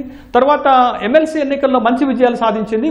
అదే ఊపు కొనసాగిస్తుంది అంటే బీజేపీకి కొన్ని లిమిటేషన్స్ ఉన్నాయండి. ఆ లిమిటేషన్స్ ఏంటంటే గ్రామీణ ప్రాంతాలలో బలమైన పార్టీగా ఇప్పటి వరకు ఏ ఎన్నికల్లో నిరూపణ కాలేదు.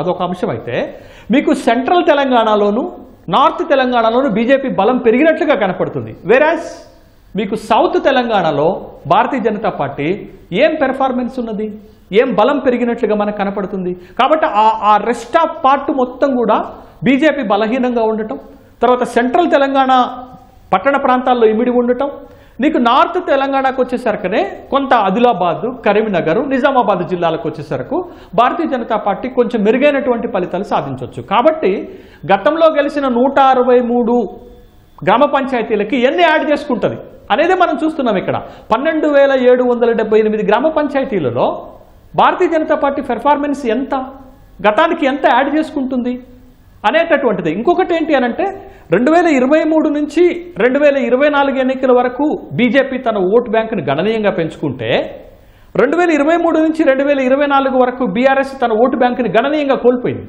ఇవాళ తెలంగాణలో 38-39% ఓట్లతోటి కాంగ్రెస్ పార్టీ గత ఎన్నికలు సాధిస్తే లోక్సభ ఎన్నికల్లో భారతీయ జనతా పార్టీ ఏకంగా 14% నుంచి 35% ఓటు పెంచుకున్నది లోక్సభ ఎన్నికల్లో. At the same time BRS 37% నుంచి తన ఓటు బ్యాంకుని 17% పడిపోయింది. బట్ ఇదే గత లోక్సభ ఎన్నికల్లో ఉన్నటువంటి ఫలితాలే గ్రామ పంచాయతీ ఎన్నికల్లో వస్తాయంటే రాకపోవచ్చు. కానీ గ్రామ పంచాయతీ ఎన్నికల అట్మాస్ఫియర్, వాతావరణం వేరుగా ఉంటుంది. ఇప్పుడు మీకు చూడండి, కాంగ్రెస్కి సంప్రదాయంగా గ్రామాల్లో పట్టు ఉంటుంది. బట్ ఆ పట్టుతోటి ఇప్పుడు అధికారంలో ఉన్నటువంటి పార్టీ కాబట్టి కొంత ఎడ్జ్ తీసుకునే అవకాశం ఉంటుంది. బీఆర్ఎస్ కూడా గ్రామస్థాయి పునాదులు బలంగా ఉన్నాయి కాబట్టి బీఆర్ఎస్ కూడా గట్టి పోరాటం, గట్టి ఫైట్ ఇచ్చేటటువంటి అవకాశాలు ఉంటాయి. మరి what about Bharatiya Janata party? Bharatiya Janata పార్టీకి ఆ స్థాయిలో, అంటే లోక్సభ ఎన్నికల స్థాయిలో వచ్చినటువంటి ఓటింగ్ కానీ, లోక్సభ ఎన్నికలలో వచ్చినటువంటి ఫలితాలు కానీ that will be repeat in local body elections వస్తాయా, ఎట్లా వస్తాయి, ఏ వ్యూహంతో వస్తాయి అనేటటువంటి అంశం దగ్గరే 3 పార్టీలకి లిమిటేషన్స్ ఉన్నాయి. బట్ ఆ లిమిటేషన్స్ని ఎవరు అధిగమించి ఎంత ఎక్కువ స్థాయిలో రిజల్ట్స్ సాధిస్తారు అనేది మన ముందున్నటువంటి ఒక టాస్క్. 2019 లోకల్ బాడీ ఎన్నికల్లో బీఆర్ఎస్ అద్భుత విజయాన్ని సాధించింది. అల్టిమేట్ విజయం సాధించింది. బట్ ఆ స్థాయిలో ఇప్పుడు కాంగ్రెస్ పార్టీ సాధిస్తుందా అంటే 31 జడ్పీలు ఉన్నాయి. 31 జడ్పీలు కాంగ్రెస్ గెలవగలుగుతుందా అనేటటువంటి ప్రశ్న. తర్వాత కార్పొరేషన్లు 13 కార్పొరేషన్లు ఉంటే 13 స్వీప్ చేసింది బీఆర్ఎస్ పార్టీ గత ఎన్నికల్లో, 2020లో జరిగినటువంటి ఎన్నికల్లో. మరి ఇప్పుడు కాంగ్రెస్ పార్టీ 13 కార్పొరేషన్ని గెలవగలిగి మేయర్ స్థానాలను సాధించగలుగుతుందా? అంటే గతంలో అధికారంలో ఉన్న బీఆర్ఎస్ ఏ స్థాయి విజయాలు సాధించిందో ఇప్పుడు కాంగ్రెస్ పార్టీ ఆ స్థాయి విజయాలు సాధించకపోతే దెన్ వాట్ నెక్స్ట్? ఇప్పుడు జరిగేటటువంటి ఒక పెద్ద election, it is a semi-final for the 2028 శాసనసభ ఎలక్షన్స్, 2028 అసెంబ్లీ ఎలక్షన్స్. కాబట్టి ఈ సెమీఫైనల్లో ఎవరైతే బలమైన విజయాలు సాధిస్తారో రాబోయేటటువంటి 2028 శాసనసభ ఎన్నికలకు ఒక బలమైన పునాది గ్రామ స్థాయి నుంచి పై స్థాయికి వెళ్తుంది. మీరు రేపు శాసనసభ ఎన్నికల్లో గెలవాలి అంటే గ్రామ స్థాయిలో మీకు బలమైనటువంటి పునాదులు ఏర్పడాలి. బలమైన పునాదులు ఏర్పడాలి అంటే ఇప్పుడు జరుగుతున్నటువంటి లోకల్ బాడీ ఎలక్షన్స్లో వాళ్ళు అబ్నార్మల్ విక్టరీ సాధించాలా. బట్ అది ఎవరికి సాధ్యమవుతుంది? ఇప్పుడు ఎలక్షన్స్లో మంచి విజయాలు సాధించినటువంటి పార్టీకి ఒక ఫీల్ గుడ్ ఫ్యాక్టర్ వస్తుంది.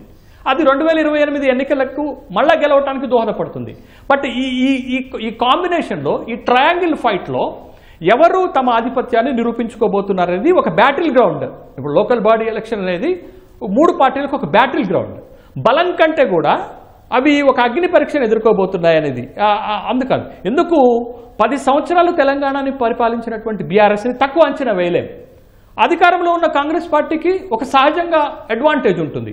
వాట్ అబౌట్ బీజేపీ కూడా బలంగా ఎదుగుతున్నటువంటి క్రమంలో this first time in Telangana state triangle fight between 3 parties in local body elections, in fourth coming assembly elections also. కాబట్టి ఇది మొదటిసారి మనం చూస్తున్నటువంటి ఒక రాజకీయ ప్రయోగం. ఈ మొత్తం కూడా ఈ లోకల్ బాడీ ఎలక్షన్స్ ఒక పొలిటికల్ పిక్చర్ని చూపించబోతున్నాయి. 3 పార్టీల భవిష్యత్తుని, బలాన్ని తేల్చబోతున్నాయి. అది ఏం జరుగుతుందనేది ఖచ్చితంగా ఎలక్షన్ రిజల్ట్స్ తర్వాత మనకు ఒక అవగాహనకు వచ్చేస్తామనే విషయాన్ని గమనించాలి. ఓకే అండి, ధన్యవాదాలు జయప్రకాష్ గారు, ధర్మానాయక్ గారు, శేషు గారు. ఇది నేటి ప్రతిధ్వని. నమస్కారం.